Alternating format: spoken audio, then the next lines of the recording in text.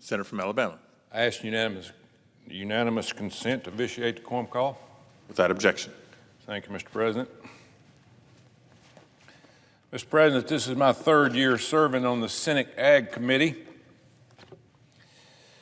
This is my first time of getting to work on a farm bill.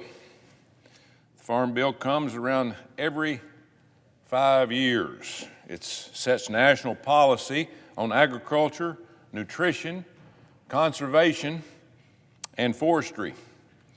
In less than 2 weeks, at the end of this fiscal year, the current farm bill will expire. In 2018, this bill had a price tag of $867 billion. That's right, $867 billion 5 years ago at 2018. Now, we used to think that was a lot of money, but the upcoming farm bill is almost double that amount at roughly $1.5 trillion. This is the first $1 trillion farm bill in our nation's history. The enormous price tag of the bill is driven by an 84% increase in SNAP, or Federal Nutrition Assistance, and a 58% increase in conservation programs. In other words, a huge increase in welfare and climate spending. Most of this new spending is not support or for support of our farmers. The $559 billion increase in SNAP funding was done directly by the Department of Agriculture through updates to the Thrifty Food Plan. In other words, nobody in Congress voted for this. The $35 billion in conservation funding was done through the Inflation Reduction Act of last year. Democrats are pushing through priorities that cater to climate activists and lead Americans to become dependent on welfare benefits. Approximately 82% of the upcoming farm bill goes to SNAP, commonly known as food stamps. 4% goes to conservation. Just yesterday, we hit $33 trillion in debt for this country. Yeah, I said that, $33 trillion. That will be picked up, this tab, by our grandkids and their kids.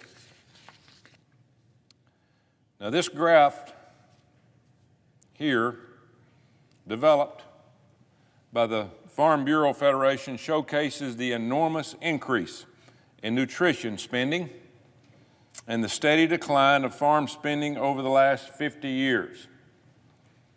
As you can see, SNAP spending is almost double what it was 5 years ago. How is this even possible? Has poverty doubled in our country in the last 5 years? Of course it hadn't. The poverty rate has been between 10 and 20% during my lifetime. 10 and 20%. We've spent $20 trillion in the war on poverty, and we have not even moved the needle. What does that mean? That means we're not doing our job. All we're doing is we're paying for somebody else to do it. So it doesn't work. Yet I've never heard of my Democratic colleagues consider the way we fight poverty. We just give out money. If my colleagues on the left cared about poverty, then they would want better results. But nobody wants better results here. They want votes. Welfare spending. If we'd ever get in our heads, welfare spending does not lift people out of poverty. Are we ever going to realize that? It simply makes people more comfortable remaining in poverty. And that makes it wrong. It makes it wrong for this body that we continue down this path of poverty and not helping poverty. Food stamps are supposed to help people stay afloat while they work to become self-sufficient. Help them get through tough times, not a free walk in society. It should not be an incentive to stay home other than to train and want to get a job. But that's exactly what it's done. Making someone dependent on government is not helping them.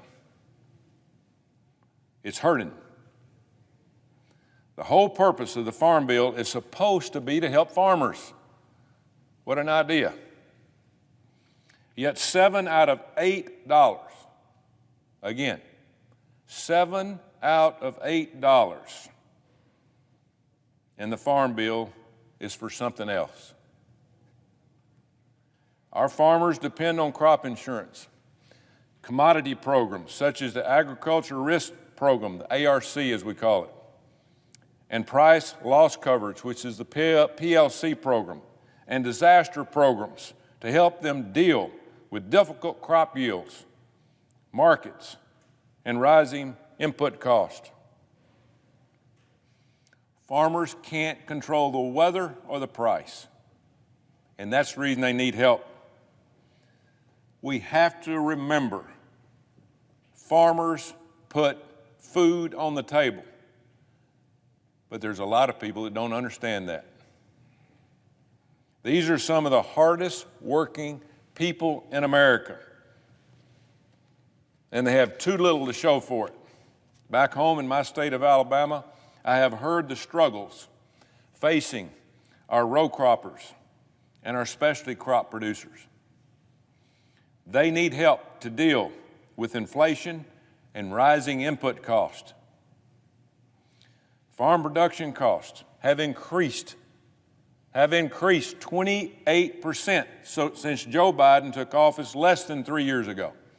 That's embarrassing.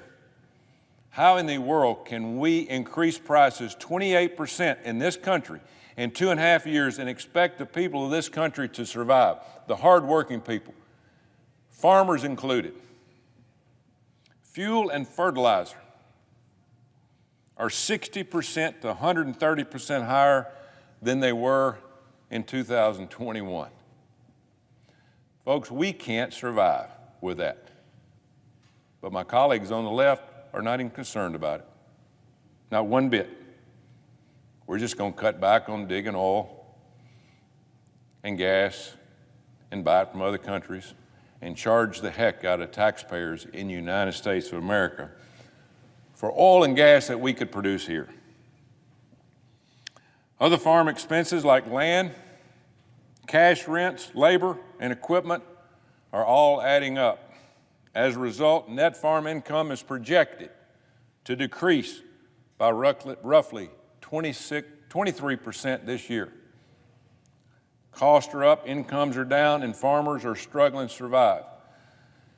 We are on a direct collision in this country of closing our farmers out and having to completely depend on other countries for our food and other things that we eat. Think about that, completely depend on other countries. We just found out going through this COVID crisis that we were completely dependent on other countries for our drugs. We said, we got to overcome that. We got to redo that. Now we're doing the same thing to our farmers. We do away with our food, it's over. Because you think if their prices are high now, they'll be completely a lot higher than they are now. The only thing that's keeping our farmers afloat is called the Farm Safety Net. But the current support levels for Title I commodity programs like cotton, peanuts, and soybeans are not high enough to sustain our farmers for over the next 5 years. In other words, this safety net is a level of pricing. If the price goes under a certain amount, we help our farmers overcome that cutback where they can survive. The problem is that safety net price has not been risen since 2012. and we don't think the prices haven't gone up, we've lost our mind. If we don't raise these reference prices, and right now, my colleagues on the left don't want to raise those reference prices for our farmers, we're going to be buying all of our food and everything that we eat from other countries. It's coming. We have got to raise our reference prices. We've got to help out our farmers. These programs and these reference prices allow our farmers to continue clothing, feeding, and fueling every citizen in this country and a lot of other countries. Now, we don't need to idly sit by while our hardworking producers work tirelessly and barely survive under this Joe Biden economy. I ask my colleagues, I beg my colleagues on the left to wake up, open your eyes, and support our farmers and fight for this farm bill. Raise the reference prices. Help them out, because if we don't, there won't be a need for another farm bill.